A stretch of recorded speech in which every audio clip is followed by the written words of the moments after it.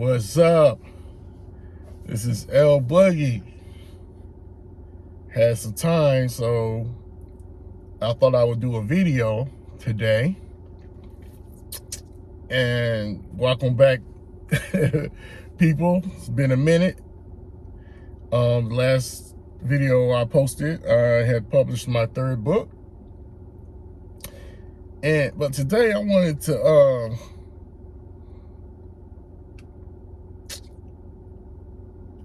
talk about why I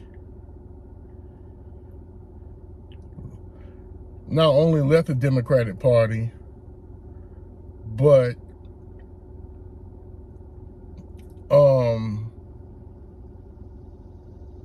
have become somewhat of a conservative. I want to say a conservative because I think there's several levels to being conservative. You have extreme right-wing conservatives, and I'm speaking from black perspective. So, and I've recently been watching a lot of different black conservatives. And you have the far extreme conservatives, in my view, that want to be accepted. So they have extreme right-wing conservative views. Myself, I consider myself just right of center. I don't want to be accepted by the Democrats. I don't want to be accepted by the Republicans. What I want is from whomever is going to give me, not say give me, but promise me for my vote what I want, then that's who I'm going to support. So that's why I left the Democratic Party and became an independent. So I'm not a member of either party. Now, in 1984, when I was 19, I registered to vote and became a Democrat and have basically supported the Democratic Party. I'm 60 years old, so you can say for probably 40 years, up until maybe about 2016.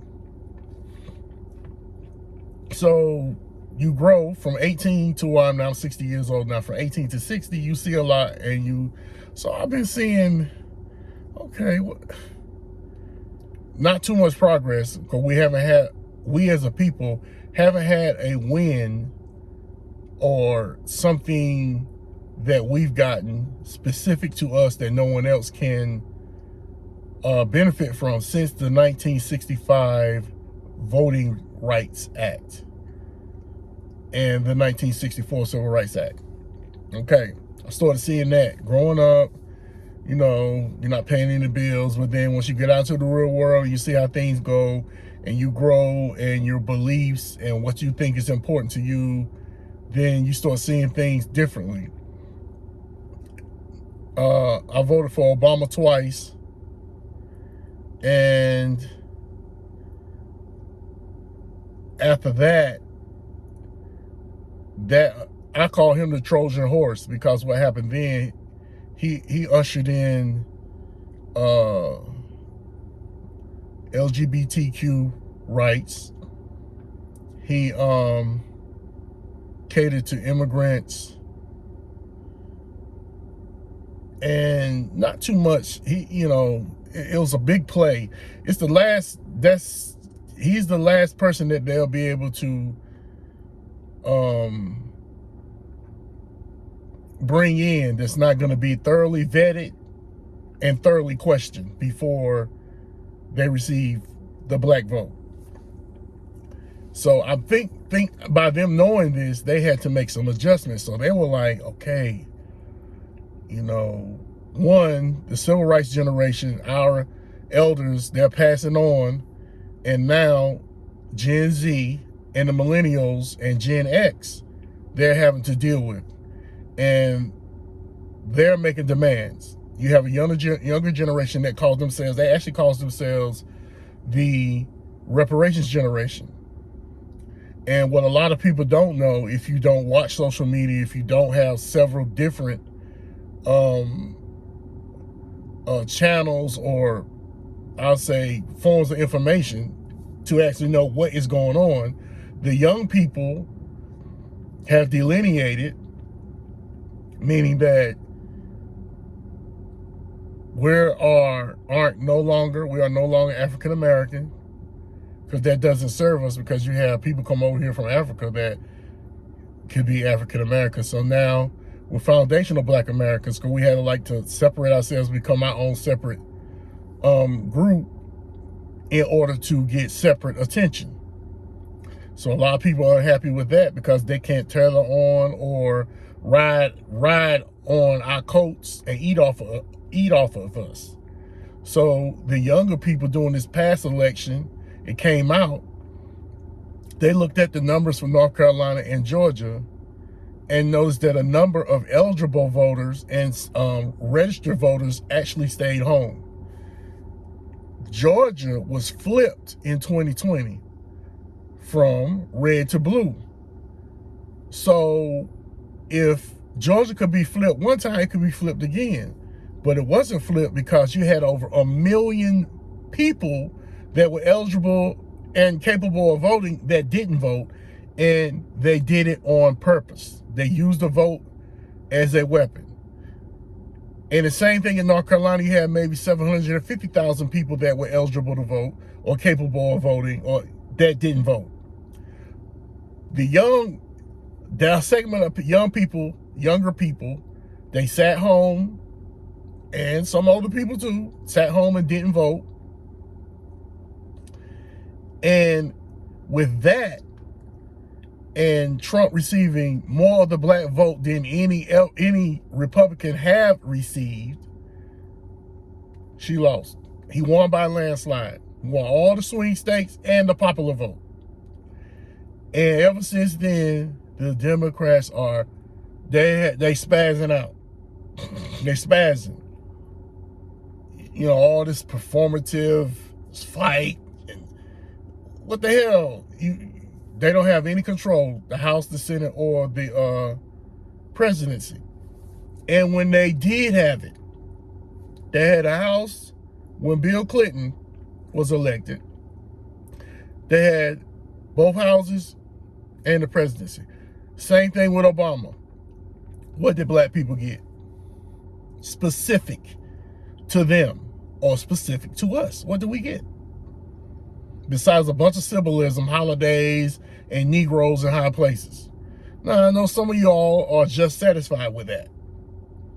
But if you're thinking forward, and you want something other than just to survive, and you want to thrive, possibly purchase a home, which is a good investment, or send your kids to college or trade school or whatever you want them to do, and for our children to be able to thrive in a country that their ancestors built, then we have to make different decisions. Get out of your fucking feelings. Say, I'm not here to be your friend. Because people that know me by now, knowing me at this age of 60 years old, I don't give a fuck what you think. And I don't care if you like me or not. But I'm going to say what the hell I want to say. So if you want to thrive in America, if we want our children and grandchildren to thrive in America, we have to make decisions now. And Trump has only been in office going on 6 months. And I was like, damn, what if she had won? Damn, we'd be fucked up if she had won. If she had won, man, the floodgates would have been open. And these jokers would be all in your neighborhood. Climbing up all, I ain't gonna go there, but yeah, it was not, it would not be good. So when it comes to integration, I won't say integration, but that immigration doesn't do the Black community well. Drives wages down and they rather hire somebody that's going to work for less. That's a given. So we have to, you know, it's about we want our kids to thrive. We want them to thrive. We don't want them to just survive. We want them to thrive. I don't have any grandkids. My son haven't given me one yet. Cool. I'm cool with that. But I think about the future. And the future, we have to prepare and make the right decisions and have the right people in place. Now, for you people, black people with Trump derangement syndrome, like a lot of other people, do yourself a favor and get out of your feelings, because it ain't about feelings. And it really ain't about Trump. It really ain't about his personality, who he is, or none of that. It's about his policies. I don't vote for people based off of if I like them or not. I vote for people based off of if I like what I'm going to get from their policies. If their policies are going to benefit me, it's going to benefit me in the future, short-term, long-term, or my grandkids long-term, then that's what I'm thinking about. I don't give a damn what you look like, what color you are, because that color shit, that's what's been keeping us. Yeah, representation. Sending Negroes to office to clown and steal. So at this point, see, the skirt has been lifted up on black political leadership, and then nasty, dirty pink underwear is showing. And everybody see it. And now you have the younger people, the Gen Zs and the millennials are saying that they don't even want to talk to black politicians if they're not coming to them correct. They're going to be vetted. And if they come to them with a conversation other than what they want, which is reparations or other tangibles and a hate crime bill, they don't even want to talk to them. And that is good. It should have been our generation that did that. You know what I'm saying? And then we'd be further along. But this feelings, I don't like Trump, so this, blah, blah, blah, and talk about character. He has 34 felonies. Who gives a shit? Nobody care about that. It's about the uno, nuno, money. Money run America. You know what I'm saying? Money talk, bullshit run the marathon. You can't do shit without money. That's what it's about. It's about making sure that people have financial resources to do what they want to do in life. And everybody don't want to sit home, smoke cigarettes, and collect the motherfucking check or some food stamps. You know what I'm saying? Everybody don't want that. You have people who want to go as far as they can in life, financially or otherwise. You know, money is not everybody's motivation, but they may want to do other things. But besides sit home and fucking complain. That's the conservative part of me right there. I'm sitting looking, I'm like, okay. I'm looking at what the Democrat Party was selling. Oh, you're downtrodden. You know, and I ain't saying there ain't no racism in America, because that's the delusional black conservatives. Because we have black conservatives that are delusional. The delusional black conservatives, they think racism, white supremacy no longer exists. They live in fantasy land. And that black people could be just as racist as white people. So that's them, the delusional black conservatives. I am a realistic. I'm conservative to a point, but I'm not delusional, and I have not forgot that I'm a black man in America, because you are reminded of that. But besides that point, if you want to have whatever you want in life, whatever you want, you can have it. It's not only by the way you think, because I believe in the law of attraction, and I believe, you know, it says in the Bible, whatever man thinketh, that's what he is, right? You know, so these people, these Democrats, they don't feed that to me. You know what I'm saying? They don't feed that fire. They feed the fire of being dependent. And you're going to have a bunch of jokers in here that they haven't If you look at America as being a big ass blunt for you smokers.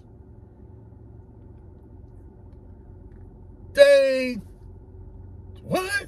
They didn't cultivate the tobacco to make the blunt out of.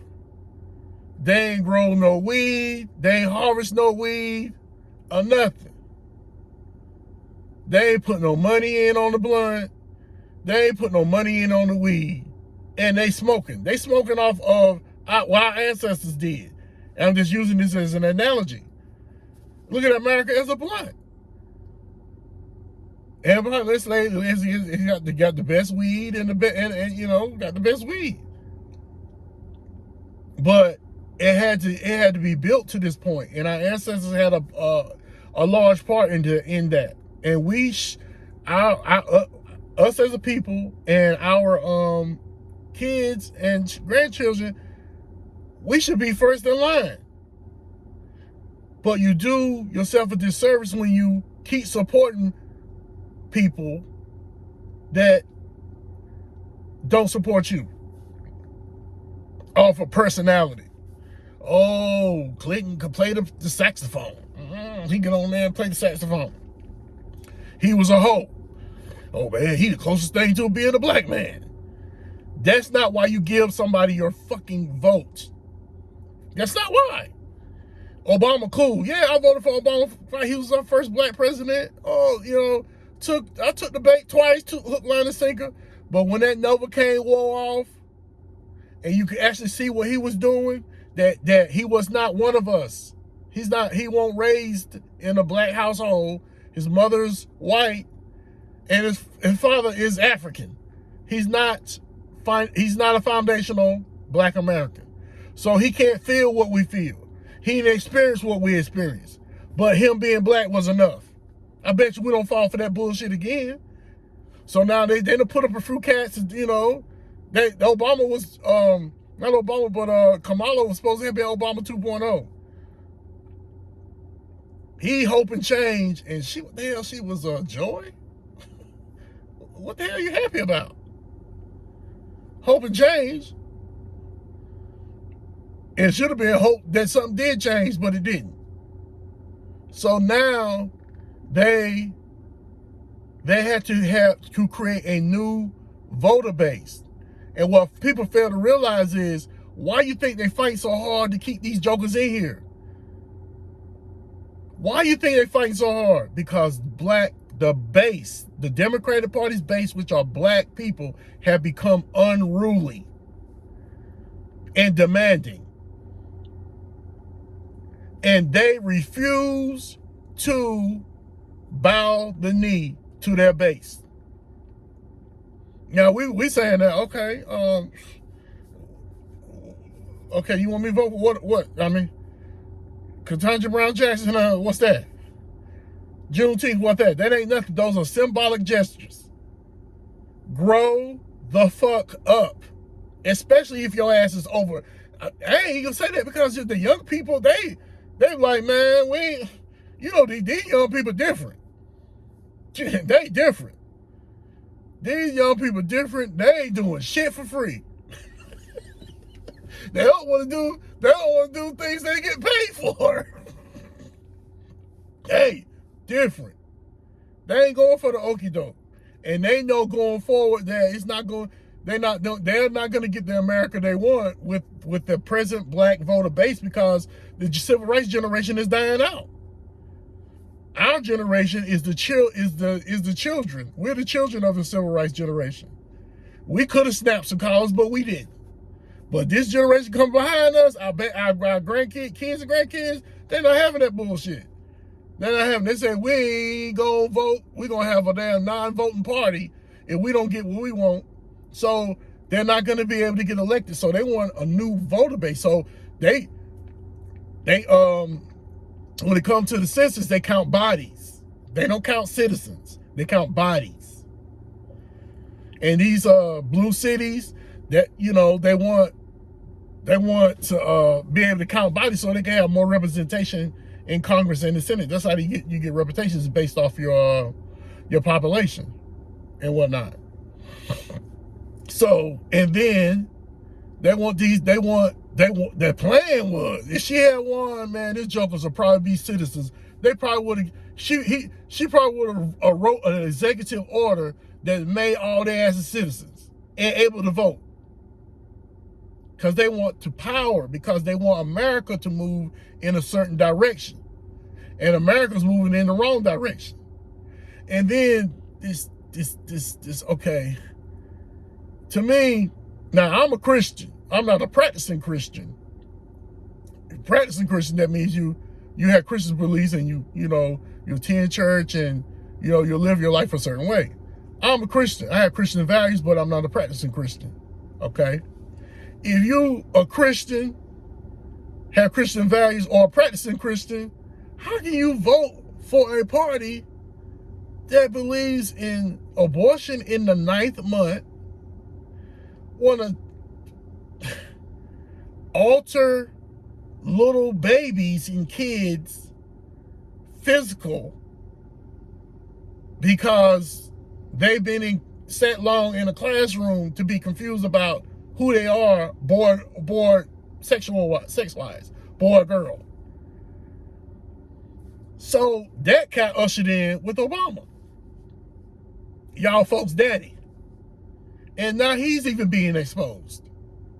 So I'm looking at, I'm on social media and I'm hearing dudes crying about another man. Trump, I don't like him, so. Don't nobody give a shit. It ain't about like. It's about what the fuck you gonna get done for me. And sadly to say, I've got more in 6 months from his presidency than I got from any Democratic president I voted in 6 months than all them jokers put together. How in the hell can somebody come in and do so much in 6 months when these other jokers get in there? Well, we can't do it.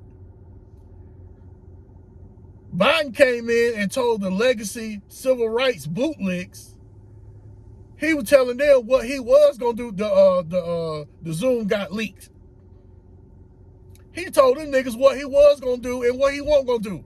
That he wasn't gonna sign no executive order for us that he felt like would be against the Constitution, and then that we were gonna have to bow down to the damn Hispanics that was because they gonna be more than y'all. And y'all complaining about a Trump because you don't like him personally. He don't know you, and he'll never meet you, and you'll probably never meet him. Get out your fucking feelings. Reach down and feel down there and see if your ball's still there. That's the men. I'm talking to men because we're supposed to be analytical and not emotional. There's a time for that. There's a time and place for everything. But when it comes to things such as your wallet, your future, and your kids' future, all this Trump derangement syndrome, this shit gotta go. I don't give a fuck about none of that. I don't care about none of that. I don't like how he What? What, really? You worried about you don't like another man? Really? If you said, if black men were saying that, well, I don't like this policy that, I don't like the fact that gas prices are damn near $1 lower this summer than it was last summer. If you came on and said some shit like that, I can vibe with you then. Okay, well, this person has a legitimate gripe about President Trump's policies. He has a legitimate gripe. They ain't talking about no policies. They talking about shit that don't matter. Character. Or the appearance of character. If you want a perfect man, Democratic, Republican, or otherwise, then you should pray and have the Lord to send his son back to run for president, because that's the only way you'll get somebody fucking perfect. So stop with the bullshit, because that's what it is. Stop it.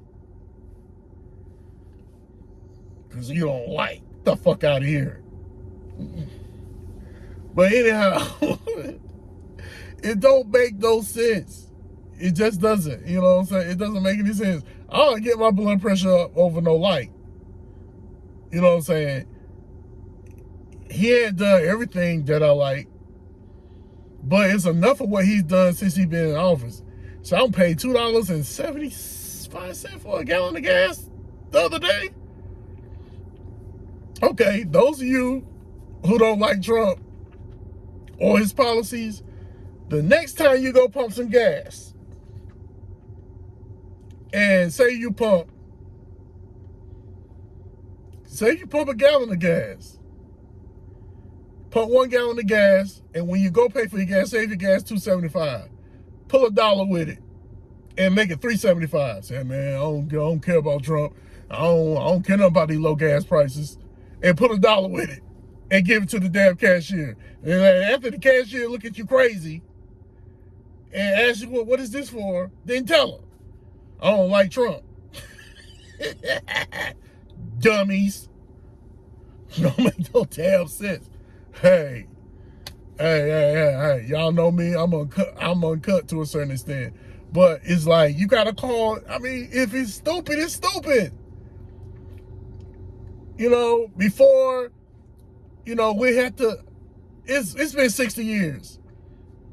It's been 60 years that spoon feeding and trying to be nice and trying to be tactful. Tell black people in a tactful way to study. We're in the age of information. You can find out anything. Study, see how government works. You know, how many in the House of Representatives? How many in the Senate? What affects that? Population. How many committees there are? The committees that people are on, you know, that they sit and make decisions that affect our lives. Study. There's no reason for ignorance in today's modern time when you're walking around with a cell phone that's a fucking computer. You can look up something besides nonsense. So, I didn't mean to come on to get the gash up, but it's just, to me, it doesn't make any sense. They lost. If it was a close, it's just like when we play football. The close games that you could have won, if maybe somebody hadn't slipped, or there was a fumble, or somebody missed a block, or the quarterback threw an interception, or pick six. Those games you be man, those games hurt. The close games hurt that you could have won. Y'all got blew the fuck out. So people shouldn't be this upset. You got blew out.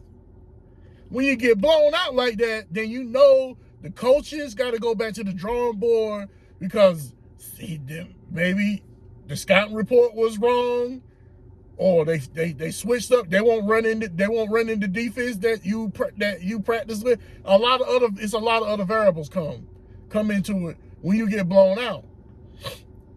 So coaches go back to the drawing board, see what they did wrong. You may have, in practice, you may have some skill drills because you may look at the film and miss tackles, arm tackles or whatever, and you make adjustments for the next game. The Democrat Party done spazzed the fuck out. Spazzed out. They done spazzed out. Like they done lost their damn minds because they're not going to get the freaky shit that's going on in the party. They feel like that's gonna come to an end, which is a lot of it's coming to an end. You know what I'm saying? Came in and said the mayor, he saying